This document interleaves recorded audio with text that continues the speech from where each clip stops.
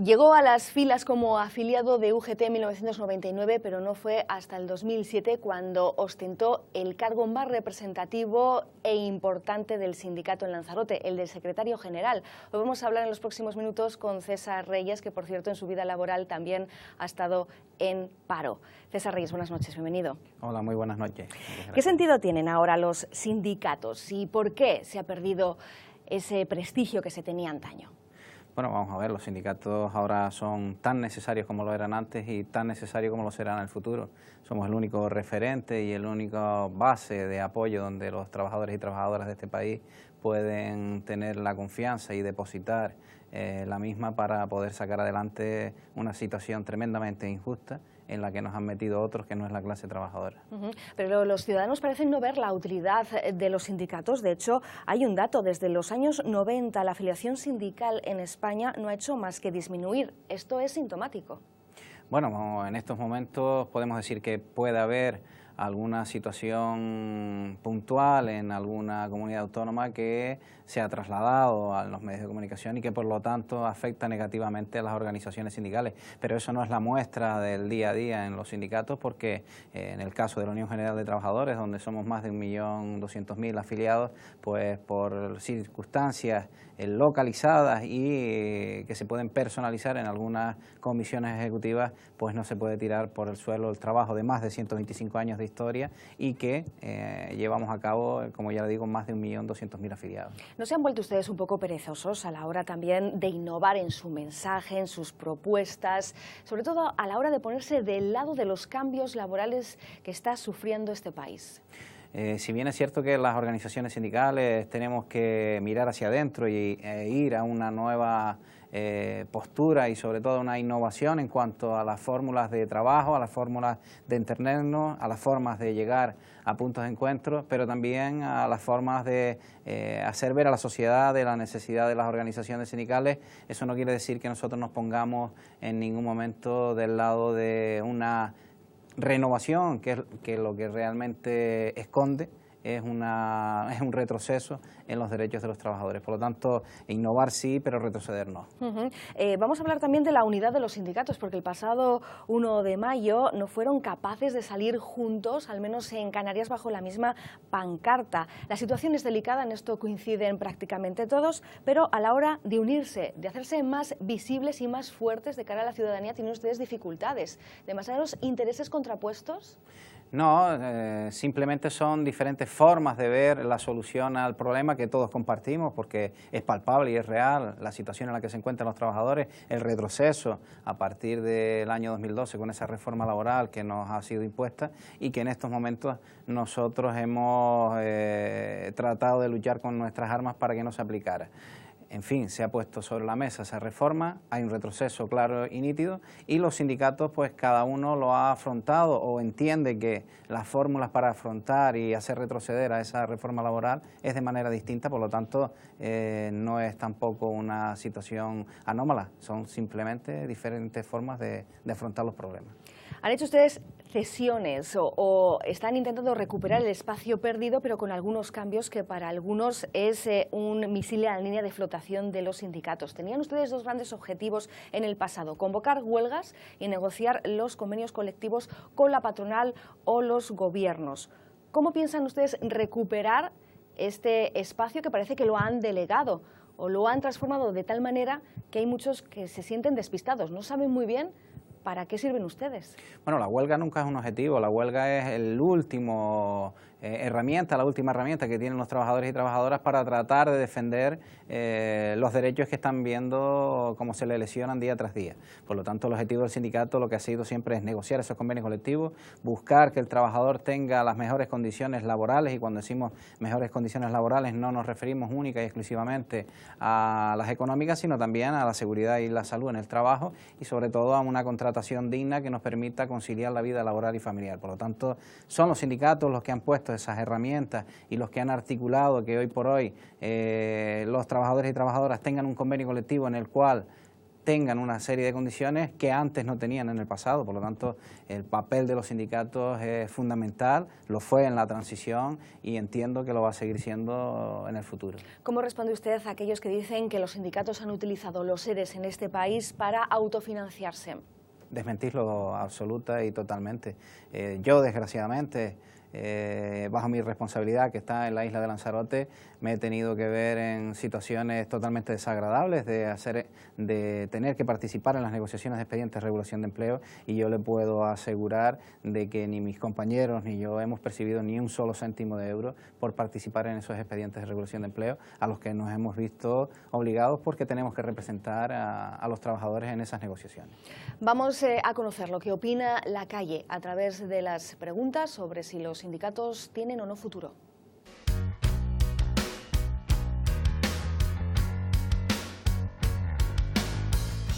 Bueno, yo pienso que está muy bien los sindicatos. Sí. Claro que sirve para algo.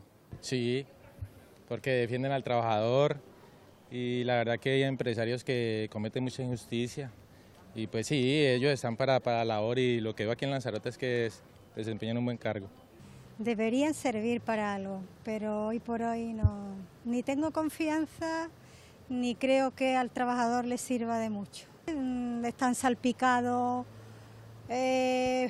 por la misma postura que toman los políticos, de no transparencia. No, para poco, pues porque creo que miran nada más que por el interés del sindicato, no de los sindicalistas. Yo creo que sí, se hacen falta en este país, claro, porque sin ellos los empresarios nos toman el pelo. Y los trabajadores, ¿no?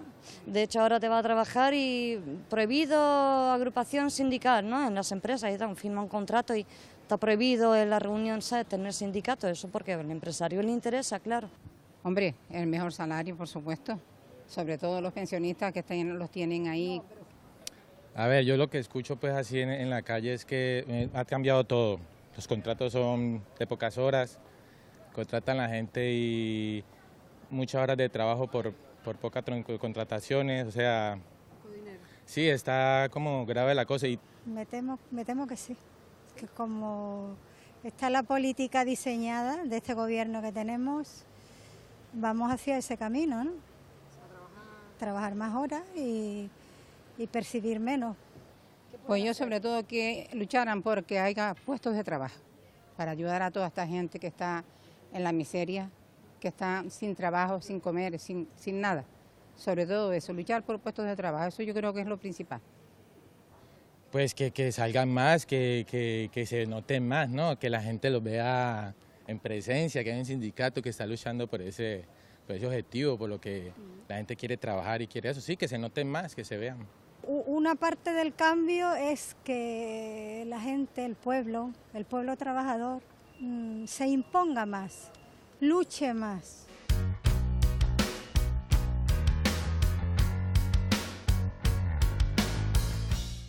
César Reyes, hemos escuchado en este caso lo que opina la calle, que por cierto, a la cual están llegando muchos mensajes que muchos dicen que son contradictorios. Podemos apuesta por los pilares de salario máximo, jubilación a los 60 y renta básica para todos. ¿Esto es utopía o posible realidad? Depende en el marco económico en el que nos movamos, pero lo que sí es cierto que las circunstancias en las que está viviendo en estos momentos la clase trabajadora, y debido a ese boom del sector de la construcción que generó muchísimo empleo en su momento y que ahora ha generado todo lo contrario, una alta tasa de desempleo, y si nos vamos a circunscribir al ámbito de Canarias, pues estamos viendo como los índices de pobreza y sobre todo los índices de paro suben paralelamente.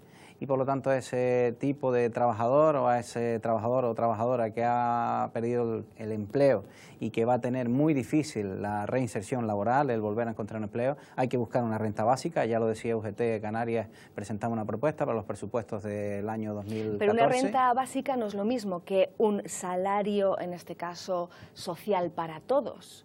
No, por eso le digo que depende del contexto económico, del contexto presupuestario y sobre todo del contexto social, pero lo que sí es bien cierto es que hay que darle una salida a ese gran número de trabajadores y trabajadoras que va a ser imposible que por mucha formación que emprendan en estos momentos encuentren un puesto de trabajo. Por lo tanto, tiene que haber una renta básica y, como lo decía anteriormente, UGT Canarias ya lo presentó para los presupuestos del año 2014 y fue rechazada esa propuesta por el Gobierno de Canarias. Hay quien en este caso está solicitando mejoras sindicales o laborales incluso en sectores en recesión. ¿Esto no es una demagogia? No, vamos a ver, estamos hablando en estos momentos de mejoras no sindicales. Que yo sepa, las organizaciones sindicales en ningún momento han hablado de la mejora de las posiciones de los sindicatos, sino todo lo contrario. Lo que hemos hablado es de mantenimiento de empleo en todos los sectores, de la calidad del empleo que se genere, que sea un empleo generador de riqueza y por lo tanto nos permita que el consumo interior vuelva a generar esa sinergia y vuelva a generar economía, y que por lo tanto nosotros en ningún momento estamos bajo posiciones de utopía, sino posiciones de realidad y sobre todo de garantizar que el empleo que se cree tenga calidad, pero de que aquel empleo que se mantenga y no se destruya también la tenga. Ahora mismo la negociación sindical en parte ha sido sustituida también por la acción de la justicia, de los jueces. Ha habido una traslación, ¿no?, de los conflictos laborales casi de la mesa negociadora de sindicatos y empresarios a los tribunales.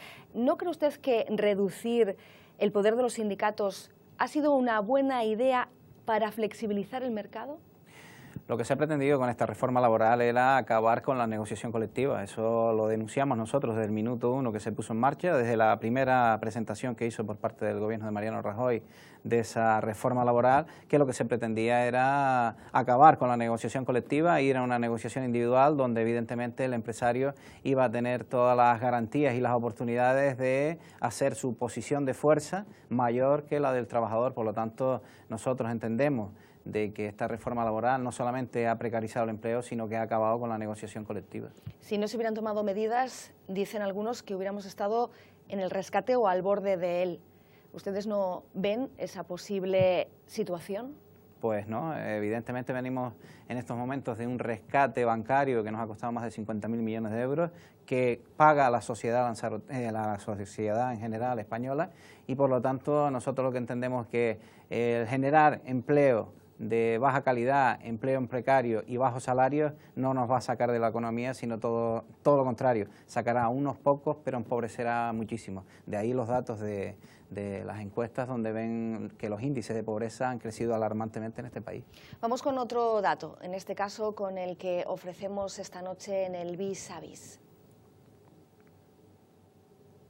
Dice este dato que la COE aprueba un plan para crear 212.300 empleos en la construcción. Han hecho además un cálculo: por cada 1.000.000 de euros que se invierte en rehabilitación se pueden conseguir 50 puestos de trabajo. Plantea la COE inversiones público-privadas para reactivar la rehabilitación. ¿Qué le parece a César Reyes este tipo de iniciativas? ¿Realmente el binomio empresas y en este caso entidades públicas es la única solución para el sector de la construcción? El sector de la construcción, si bien es cierto que genera un gran número de trabajadores directa e indirectamente, también tenemos que ver qué crecimiento va a dar, no solamente en la economía, en el Producto Interior Bruto, sino también qué crecimiento social nos va a permitir, sobre todo a aquellos trabajadores que puedan alcanzar algún tipo de trabajo en este sector, qué estabilidad va a tener en el mismo y qué inversión o qué porcentaje de inversión, mejor dicho, va a llevar a cabo tanto el sector público como el privado, porque lo que no podemos permitir es que volvamos a inyectar dinero, y en este caso del público, para crear una nueva burbuja que nos lleve a la situación en la que estamos viviendo durante estos últimos años. ¿Pivotan los sindicatos demasiado en el entorno, en la sombra de la administración pública? ¿Están ustedes muy acostumbrados también, como dicen vulgarmente, en la calle a chupar de la teta? Pues mire usted una cosa, yo le puedo garantizar que en este momento la Unión General de Trabajadores percibe única y exclusivamente las cuotas de sus trabajadores y afiliados, y le hablo en el caso de la UGT, la de Lanzarote y de la UGT de Canarias, de la que también soy miembro, y que percibe las subvenciones que por ley están establecidas y que son las mismas que dentro de los conciertos, dentro de la concertación social, perciben tanto empresarios como sindicatos. ¿Hace falta más transparencia en los sindicatos? ¿Sería bueno abrir también las gavetas, no solamente a los afiliados, sino también al conjunto de la sociedad? ¿Percibe usted oscurantismo en las cuentas de los sindicatos? Bueno, yo oscurantismo no percibo porque estoy dentro de ellas y por lo tanto sí las Pero conozco y las veo. ¿hay pocos que las conocen? Pero si bien es cierto, y ya se lo decía al principio de la intervención de esta noche, que nosotros lo que planteamos es una reconversión, una modernización de la organización que tiene que partir desde las bases y que por lo tanto nosotros lo que queremos es que sea más dinámico el sindicato, que sea más abierto, más transparente y sobre todo que dé respuesta inmediata a los problemas sociales que estamos teniendo en este siglo XXI y que por lo tanto el sindicato no puede tener la misma estructura de finales del siglo XX y hay que adaptarnos a un principio del siglo XXI. Por lo tanto, ¿usted plantea cambios en el mecanismo de los liberados sindicales?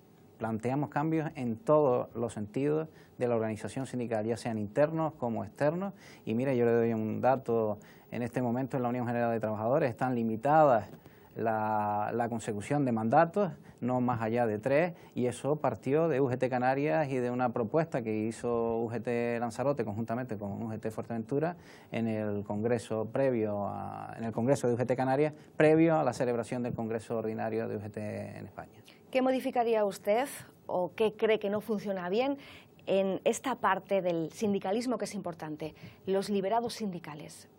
Son necesarios y además son imprescindibles. Para que se pueda llevar a cabo la labor de una organización sindical es necesaria la liberación de compañeros y compañeras para que realicen esas labores. Pero no todos han sabido estar a la altura. Pero como todo en la vida, hay compañeros y compañeras que han hecho una gran labor en la organización sindical y hay otros que no han sido tan acertados. Pero mire, eso pasa en todas las profesiones, en los empresarios, en el periodismo, en la política, en todos los sitios. Nos nutrimos de la sociedad, somos parte de ella y evidentemente no todo el mundo llega con la misma sintonía y con las mismas ganas a un puesto de trabajo o a desempeñar un cargo sindical. ¿Cómo se fiscaliza de cierta manera a un liberado sindical? Hay medidas de control dentro de la propia organización y sobre todo que los liberados sindicales cuando salen de la empresa es que han sido votados en elecciones libres y abiertas donde los trabajadores y trabajadoras eligen a sus liberados sindicales, o en este caso no todos están liberados, sino a sus representantes sindicales en la empresa. Lo hacemos constantemente en todas las empresas y por lo tanto está muy claro, aquel delegado sindical que no cumple con su cometido son sus compañeros los que lo retiran y es cada 4 años. ¿Entiende usted que además están en una labor de hacer autocrítica dentro de los sindicatos como también lo están dentro de las formaciones políticas? Que quizá quien ha definido a los liberados sindicales como una casta, como unos privilegiados, realmente ha tenido un razonamiento, es decir, hechos sobre los que asentar esa argumentación. Cuando generalizamos es malo, siempre es malo. Generalizar sobre un colectivo es malo. Y yo le puedo garantizar que en este momento hay muchísimos compañeros y compañeras que son delegados sindicales que no están liberados, que hacen un enorme trabajo social y sobre todo de representación de sus compañeros, que en muchas ocasiones es una labor totalmente ingrata, en muchas ocasiones totalmente injustamente, podríamos decir, valorada por sus propios compañeros, pero que realmente al final saben que son necesarios y que por eso les votan. ¿Cómo lucha UGT en Lanzarote, en Canarias, contra la corrupción que se ha detectado en su propio sindicato? Y también, ¿cómo hacen ustedes para que esto que estamos conociendo, que son en principio cuestiones muy relacionadas también con procedimientos judiciales, no afecten a su día a día? Pues mira, esta es una cosa, en muchas ocasiones tendemos a generalizar, se lo decía anteriormente también, y eso no es bueno. La organización sindical tiene algunos problemas puntuales, será la justicia la que diga qué responsabilidades tenía y tendrá que determinar quiénes son los culpables directos en caso de haber algún tipo de delito.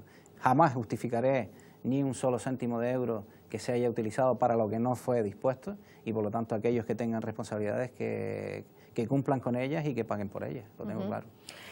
A usted se les acusó en un momento determinado de trabajar exclusivamente por la administración pública y estar demasiado apegados a los trabajadores de la administración, a los funcionarios. ¿Diría usted que se acomodaron en este sentido? No, todo lo contrario, y los datos lo demuestran. La asesoría laboral de UGT en Lanzarote, más del 93% de los casos que llevan es del sector privado. ¿Y por qué entonces esa idea? ¿Quizá porque ustedes han estado más visibles de cara a la ciudadanía en algún conflicto de la administración pública? Porque también tiene más poder mediático un conflicto de un sector público que un conflicto en una empresa. Nosotros tenemos conflictos, yo vengo ahora mismo de una reunión en un sector privado y eso no trasciende a los medios de comunicación. En cambio, el sector público tiene más trascendencia por lo que representa y por lo que representa también ante los medios de comunicación. ¿Por qué no hay relaciones de puestos de trabajo en las administraciones públicas lanzaroteñas? Ustedes no han hecho suficiente hincapié en esto que parece fundamental, sobre todo para no ser cómplices de las contrataciones de personal por la puerta de atrás. Mire, nosotros en el año 2008 se pone en marcha el Estatuto Básico del Empleado Público a instancia de las organizaciones sindicales. Nosotros hemos luchado para que las RPT de las administraciones locales, y estamos hablando dentro del ámbito insular, pues estén al día. En estos momentos está cerrada la del Ayuntamiento de Teguise y estamos trabajando para que en el resto de los ayuntamientos, donde la Unión General de Trabajadores es el único sindicato en estos momentos en la isla que tiene representación en todas las administraciones locales, pues va a seguir trabajando para que eso se dé y lo antes posible. Hay muchos empresarios, al menos yo he escuchado a algunos de ellos, acusar a los sindicatos de haber ayudado a la quiebra de algunas empresas. ¿Se siente usted aludido? No, todo lo contrario. Siempre hemos abogado por el diálogo, la negociación y buscar el futuro de la empresa que sea viable para el mantenimiento del empleo. Lo que no hemos permitido en ningún momento es que algunos de esos que se quejan, lo único que han pretendido es seguir manteniendo los mismos beneficios a costa de reducir los derechos de los trabajadores. ¿Usted comprende las prácticas de algún que otro compañero de actuar como sindicalista, también actuar dentro del ejercicio político con cargo, incluso público, y también de ejercer de asesor laboral? Bueno, vamos a ver, cada uno tiene sus posicionamientos personales y actúa dentro de la actividad que estima oportuna. Siempre y cuando no se entremezclen, pues entiendo y las respeto, ¿no? ¿Le parece ética esta relación de cargos? ¿Usted lo haría? Pues no lo sé. Realmente creo que si sabes diferenciar un cargo del otro y nunca entremezclas la actividad política con la actividad sindical o con la actividad empresarial, pues evidentemente hay que la línea es muy delgada, pero hay que saber marcar. ¿Y qué relación cree usted que puede existir entre la fuerza de un sindicato y su representatividad social y la ideología de un gobierno? Siempre se ha dicho UGT ligado al Partido Socialista y con dificultades incluso de prosperar si el Partido Popular gobierna. Mire usted una cosa, es cierto y la historia está ahí, la Unión General de Trabajadores nace casi conjuntamente con el Partido Socialista hace más de 126 años en estos momentos, pero son dos entidades totalmente diferenciadas y mire, en el caso mío, yo le hice 2 huelgas generales al exalcalde de Tías y a los pocos meses de estar de secretario general, pues ya tuve intervenciones y serios enfrentamientos con el que era alcalde de San Bartolomé en aquel momento del Partido Socialista. Por lo tanto, las líneas están bien marcadas y el derecho y el deber de un sindicalista es defender a aquellos a los que representa, independientemente del partido que esté gobernando. Brevemente, ¿hay interés verdadero en la isla de Lanzarote por reducir las listas del desempleo? Yo entiendo que se puede hacer más, y entiendo que se puede hacer más, no es una utopía, porque los datos nos demuestran que con un alto nivel de ocupación, como el que estamos viviendo, no es permisible que tengamos los niveles de desempleo que tiene la isla. Y muy brevemente, ha mencionado hace apenas un minuto el municipio de Tías. Se dice que usted puede ser el nuevo candidato del Partido Socialista a la alcaldía de este municipio. ¿Le apetece? Pues en estos momentos estoy bajo la responsabilidad de la Secretaría General de UGT y ahí me mantengo. Pues César Reguer, muchas gracias por habernos acompañado en el Vis a Vis en esta nueva temporada. Muchísimas gracias a ustedes y buenas noches.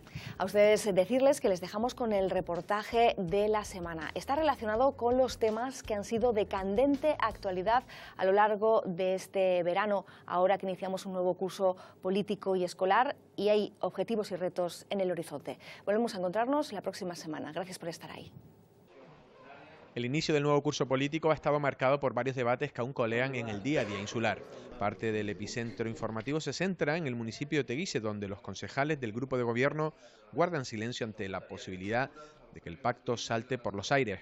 El alcalde de Teguise ha optado por cerrar filas en torno al concejal de festejos, Daniel Morales, después de que éste anunciara que dejaba la política activa tras las críticas recibidas por las fiestas de la Caleta y cansado de liderar un área muy exigente con pocos recursos. Elogios para un compañero, elogios para un buen trabajo hecho y sobre todo, ahora la decisión es personal, decirles que el equipo de Coalición Canaria en Teguise cuenta con Dani Morales como cuenta con cualquier otro compañero, por supuesto. Por su parte, Lourdes Cabrera, a la que se le acusa de filtración de emails privados de Morales con intención de desgastarlo, le quita hierro al asunto mientras su partido no se pronuncia. Las desavenencias personales entre Cabrera y varios miembros del grupo de gobierno fueron Vox Populi hace unas semanas. Sí, yo creo que las diferencias son evidentes. Esta no es la gota que ha colmado el vaso, sino que es una de las más discrepancias que hay en el grupo de gobierno. Las supuestas irregularidades que vive la instrucción del caso Unión ha sido otro de los asuntos que ha copado la actualidad de algunos medios de comunicación. El informe de la magistrada Lucía Barrancos denunciando la posible manipulación de pruebas y la petición de la Fiscalía de desimputar a unas 17 personas han desatado las críticas de un partido que piden que se investigue a Romero Pampara 4. Parece gravísimo, gravísimo por quien las haya manipulado y gravísimo por el propio juez que no tomase las medidas oportunas. Ya se suponía, porque cuando no se mete eso en el sistema de seguridad que tenía el propio y de tramitación que tenía el propio gobierno de Canarias, el sistema Atlante, si no se actúa por libre, pero vamos, que ahora estén apareciendo folios sin registrar, sin numerar, sin foliar, que desaparezcan folios y se incorporen otros, y ahora ya lo último que oímos, que se han manipulado las grabaciones. Desde luego eso es lamentable. Yo creo que ahí los órganos de gobierno de los propios jueces están tardando en tomar una decisión. El petróleo es otro de los ejes que han marcado el debate político. Para el proyecto de Repsol no ha habido descanso. Desde el gobierno de Canarias se anuncian acciones legales, inclusive en Europa, y no se descarta romper relaciones con el Estado si el PP no permite la consulta. Un desprecio más del gobierno de España con los canarios. Canarias no puede tolerar eso. La gente que vive en este archipiélago no puede, no el gobierno de Canarias. La gente que vivimos aquí no podemos permitir un desprecio de esa naturaleza. Subidos ya a la noria electoral, los partidos políticos comienzan una cuenta atrás que tiene como meta conseguir la confianza del ciudadano, que pone en duda los procesos de cambio y transformación que muchos ya han empezado.